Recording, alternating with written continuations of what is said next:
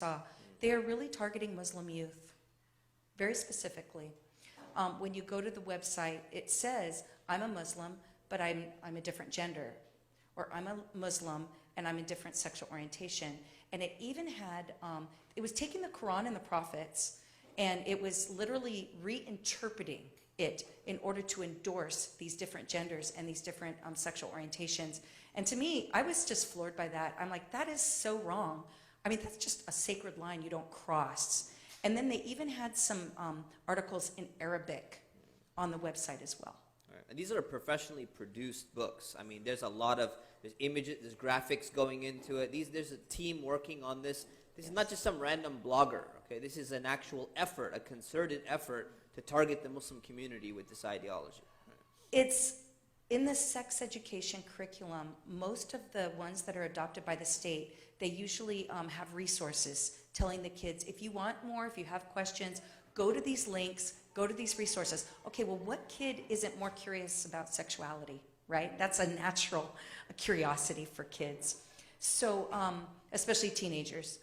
So when they start surfing these links, this is what they go to. The teachers may be totally unaware. They just say, go to these links. It's in the curriculum, go to the links. Teachers probably haven't even looked at them.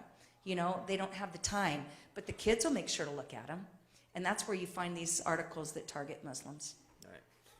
Now, one of the things I think that a lot of young people struggle with, especially even Muslim youth in the school system, is that they feel that there's like this, people are getting picked on. There's a harassment of against maybe transgender students, or there's a harassment against gay students or something like that. So because Muslims also get targeted, they're like, you know, we all got to band together and we all got to, you know, support one another or something like that. So there's this statistic that was out there that 90% of trans students get harassed, right? Now, first of all, is this data accurate? Is it misleading? And is this data somehow being used to push this agenda? And is there a way to find a healthy balance between, you know, kind of like maintaining ideas of binary gender, right, while not going and harassing people? Like, does one lead to the other? If you say, no, I don't believe in this gender spectrum, I don't believe in this ideology, is that all of a sudden going to force you to somehow start harassing other people or something like that? Can you comment on that? Because I think that's the way it kind of gets presented. So what are your thoughts on that? Let me say a couple things about that. First of all, they're saying that the reason they want to teach this is to remove gender stereotypes. But the way I see it is it's actually enforcing gender stereotypes, because rather than saying, well, maybe you're a boy that likes to cook, so what? You're still a boy and you like to cook. It doesn't mean that just because you like to cook and clean house, maybe you should think that you might be a girl or doubt your gender. Just because you're a girl who likes to play in the dirt and likes sports and likes, you know, trucks, doesn't mean that, I mean, in my opinion, that's stereotyping. But they're using, I believe they're actually increasing stereotyping, as you can see in this book, because they actually ask the kids questions. What kind of toys do you play with? What kind of things do you do on your spare time? You know, as though those should be the things that make them discover their gender, right? Okay, second of all, you mentioned about the statistics. I think that's key. Let me tell you what I've discovered. Now, just so you know, your kids are being given surveys, okay? And these surveys ask very personal questions about you as a family, about their beliefs, about their sexuality, about their gender, about maybe drug or alcohol abuse or anything like that. So these are called, in most districts, they're using the California Healthy Kids surveys. And they start usually in 5th grade. You can opt your kids out of those surveys, okay? But most parents don't, because an opt-out means that you have to write a letter of excusal, okay? Otherwise, they automatically get it. So it just takes a lot of effort to do that. In the 7th grade survey that most kids are being given statewide, let me give you an example of the question. It says, what sexual orientation are you? There's 6 choices. Number 1, I'm straight. 2, gay or lesbian. 3, bisexual. 4, unsure. 5, something else. 6, refuse to answer. So out of those 6 answers, how many of those do you think fall into the LGBTQ category? 4. Gay and lesbian, bisexual, unsure. Unsure because LGBTQ, Q stands for queer or questioning. Questioning. And then something else, well, if you're not straight, then something else must be the LGBTQRSTXYZ. I mean, you know, we have a lot of letters after that. So what I'm saying is this is very strategic because as everyone knows, adolescence is a time when kids question.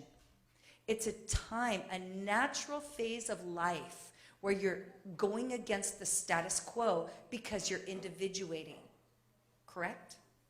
So to say that you're questioning, especially when presented with all these new options that maybe you've never heard before, and you're being encouraged to experiment so that you can know, of course, you're going to say questioning.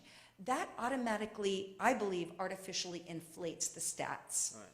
And then they ask many questions about, I would say at least 10 to 12 questions about bullying on many different levels.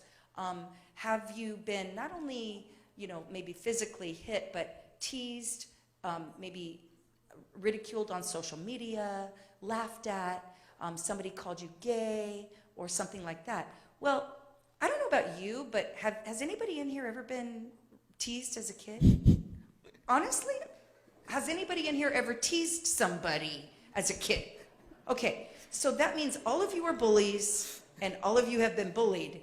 But I would say that that's a very natural, me being someone who taught middle school for many, many years, it's kind of like the thing middle school kids do. Yeah. So, you know, when you look at a Venn diagram, you look, okay, they're in the LGBTQ category. Here's bullying. You put the two together, and you've got that overlap. That's going to increase, right? When you have questioning and you have all these questions about bullying, that's going to automatically increase the stats. Right. There was one statement there that you made just now, and it was in one of the videos, I think. It says, school is the place to change and experiment, right?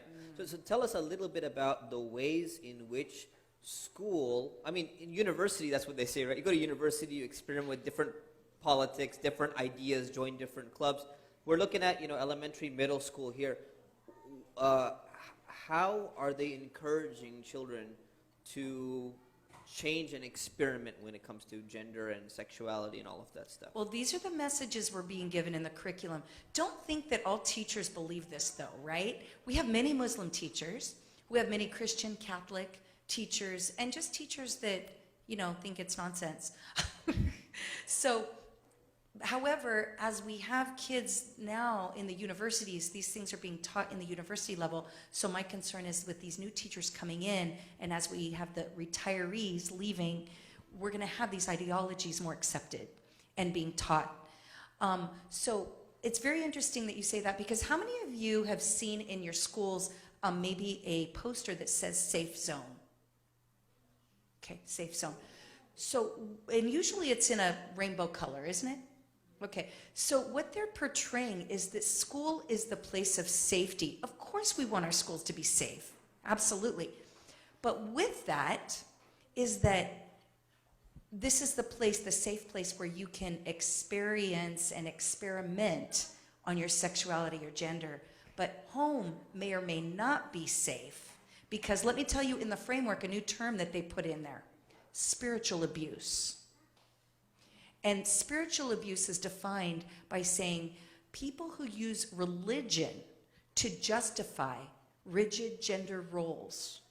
Okay, in other words, rigid gender roles meaning the belief that gender is binary, male and female.